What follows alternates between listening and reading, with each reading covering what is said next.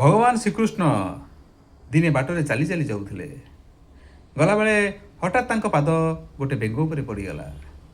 ବେଙ୍ଗଟି ଚାପି ହେଇଗଲା। ଭଗବାନ ଶ୍ରୀକୃଷ୍ଣ ପଚାରିଲେ, କହିଲେ, ଏ ବେଙ୍ଗ ତତେ କାଟିଲା?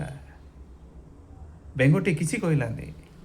ଭଗବାନ ଶ୍ରୀକୃଷ୍ଣ ଆଉ ଥରେ ତାକୁ ପଚାରିଲେ, କହିଲେ, ଏ ବେଙ୍ଗ ତତେ କାଟିଲା? ତଥାପି ବେଙ୍ଗଟି କିଛି କହିଲାନି। ତାପରେ ଭଗବାନ ଶ୍ରୀକୃଷ୍ଣ ବେଙ୍ଗଟିକୁ ହାତରେ ଜୋରେ ହଲେଇ ଦେଇ ପଚାରିଲେ, କହିଲେ, ଏ ବେଙ୍ଗ ତୁ କିଛି କହୁନୁ କାହିଁକି?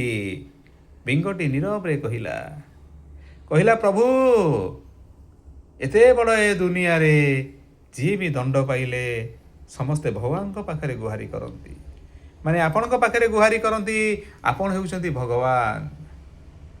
ଆଜି ଆପଣ ନିଜେ ତ ମୋତେ ଦଣ୍ଡ ଦେଇଛନ୍ତି।